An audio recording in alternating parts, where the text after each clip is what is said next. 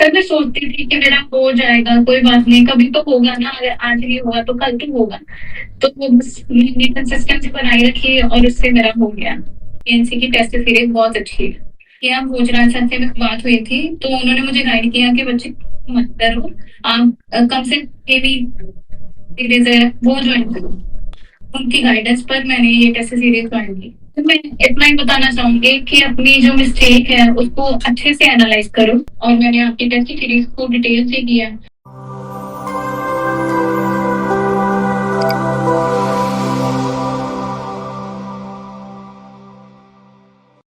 नमस्कार दोस्तों, कैसे हो आप सभी। मेरा नाम है अवधेश कुमार और मैं आशा करता हूं कि आप सभी स्वस्थ होगे, अपना ध्यान रख रहे होगे।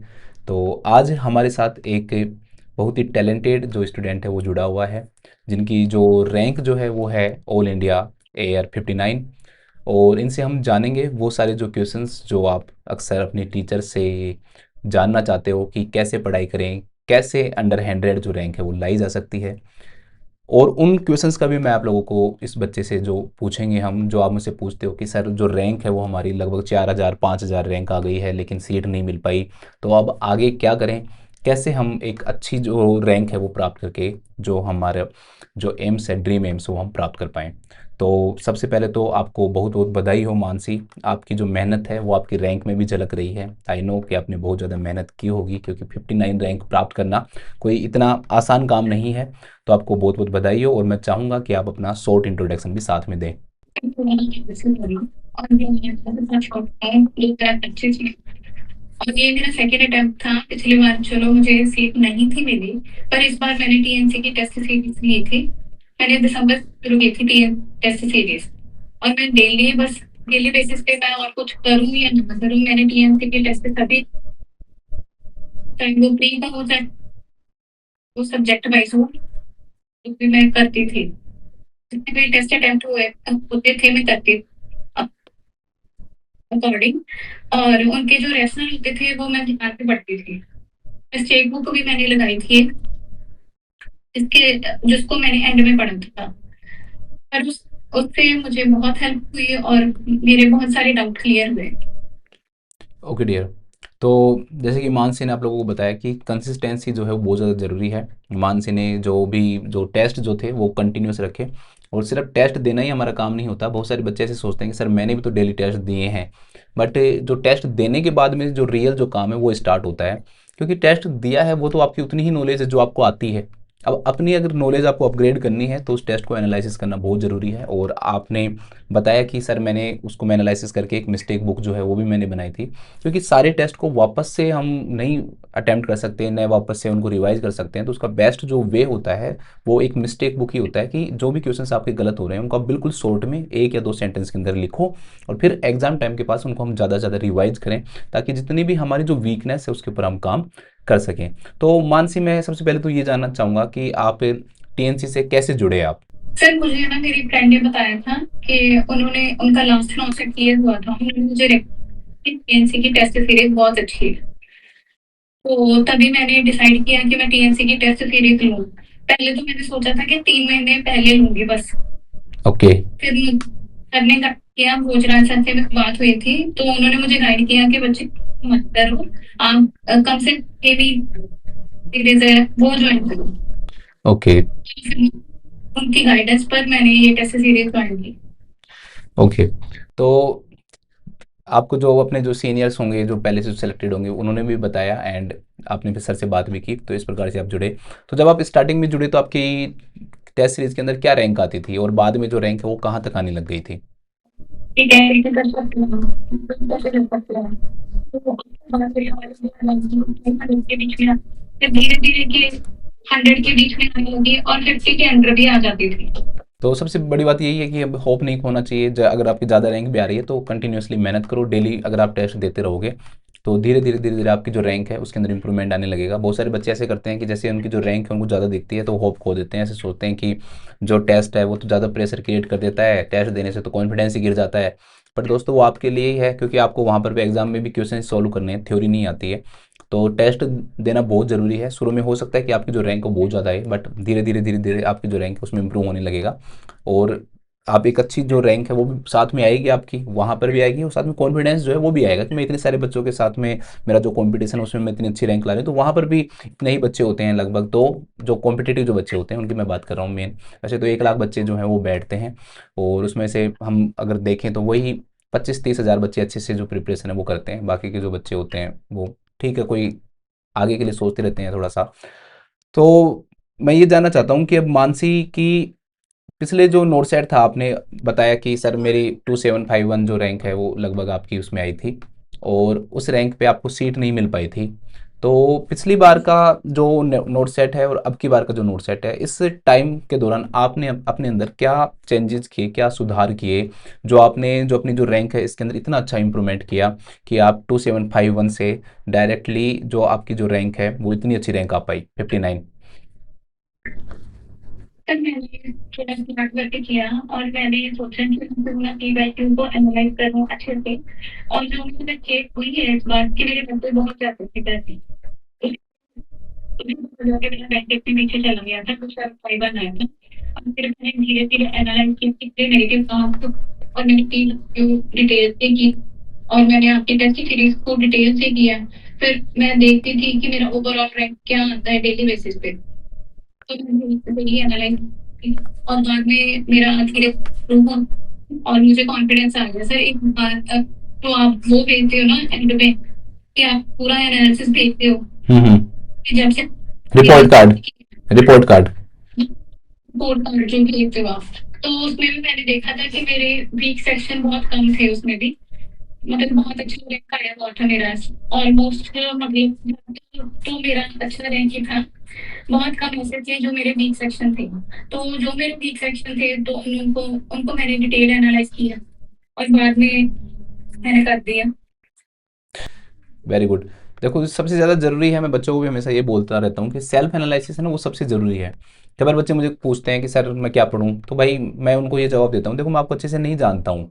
हो सकता है कि मैं आपको कॉमन चीज़ें बता दूँ कि 6 सब्जेक्ट जो इंपॉर्टेंट होते हैं वो पढ़ लो, बट जो सेल्फ एनालिसिस है ना उससे अच्छा कोई टूल नहीं होता है। आप खुद अपने आप को जानो, आप अपनी जो टेस्ट सीरीज देते हो उसके थ्रू कि कौन से सब्जेक्ट वीक है, कहाँ पर आपको ज़्यादा काम करने की ज़रूरत है, तो आप उस पर काम कर सकते हो।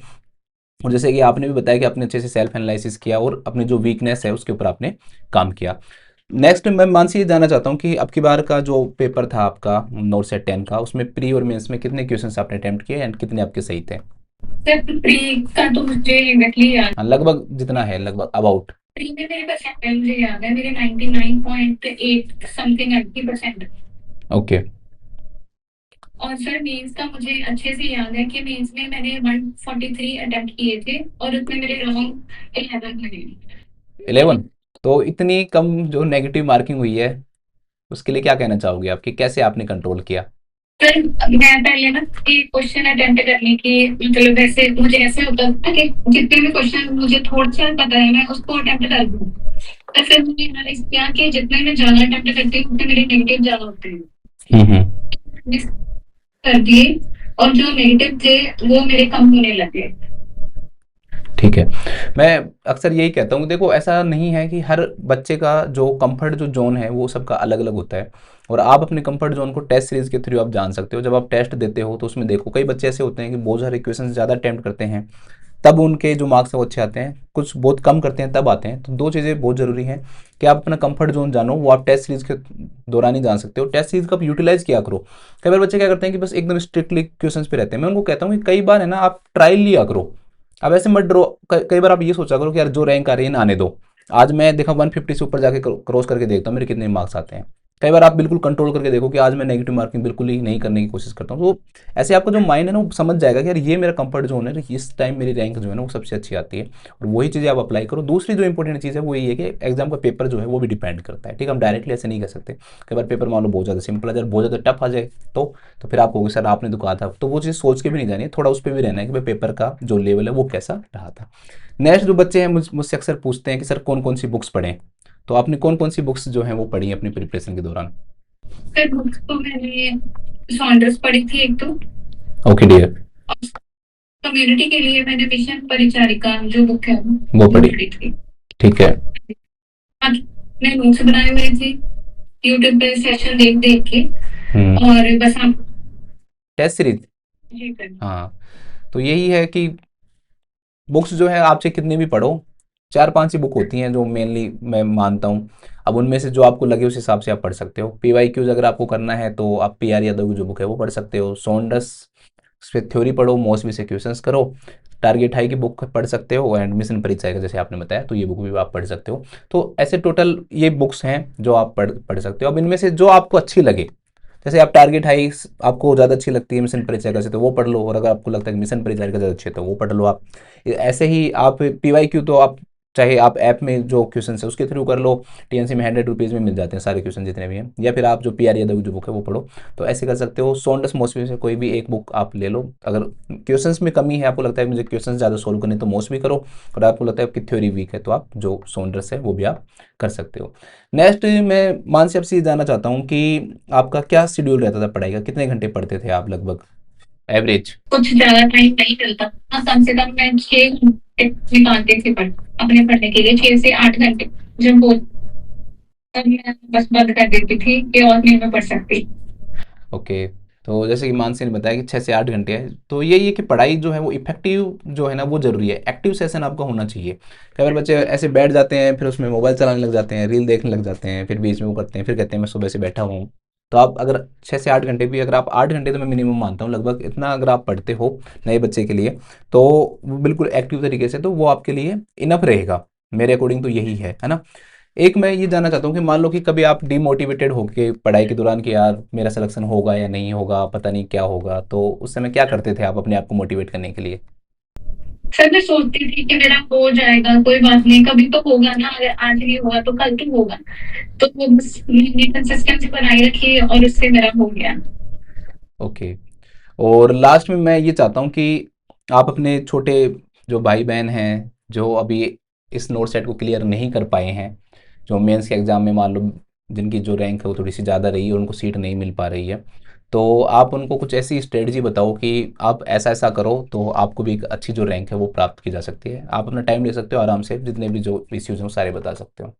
तो मैं इतना ही बताना चाहूंगी कि अपनी जो मिस्टेक है उसको अच्छे से एनालाइज करो, और जो आप जितने टेस्ट अटेम्प्ट कर सकते हो आप उतना ट्राई करो, और थ्योरी भी साथ साथ में करनी है। ऐसे नहीं कि आप अकेले टेस्ट ही अटेम्प्ट करते जाओ, आप थ्योरी पढ़ो, थ्योरी के साथ साथ टेस्ट अटेम्प्ट करो, तो ये और बस अपनी मिस्टेक एनालाइज करो। सबसे ज़्यादा ज़रूरी चीज़ है, मैं भी बच्चों को कभी मुझे मैसेज करते हैं तो मैं ये बोलता हूँ कि सेल्फ एनालिसिस करना बहुत ज़रूरी है ना।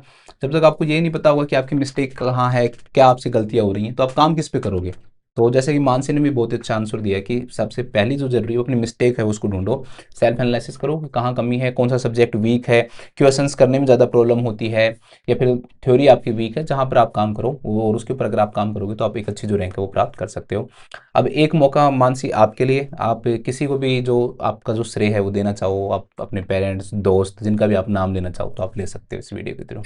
पेरेंट्स ने मेरी बहुत हेल्प की, और एक में अर्पण अर्पण? जी, ओके, और किसी का ना? बस मैं तो बहुत अच्छा लगा मानसी आपसे बात करके। बहुत सारी जो स्ट्रेटजीज हैं हमने आपसे जानी कि किस प्रकार से एक इतनी अच्छी जो रैंक है वो प्राप्त की जा सकती है। और आप हमेशा खुश रहो, आपकी लाइफ में सब कुछ अचीव करो। थैंक यू सो मच हमारे साथ जुड़ने के लिए, और आपको बहुत बहुत बधाई। Thank you sir, thank you so much.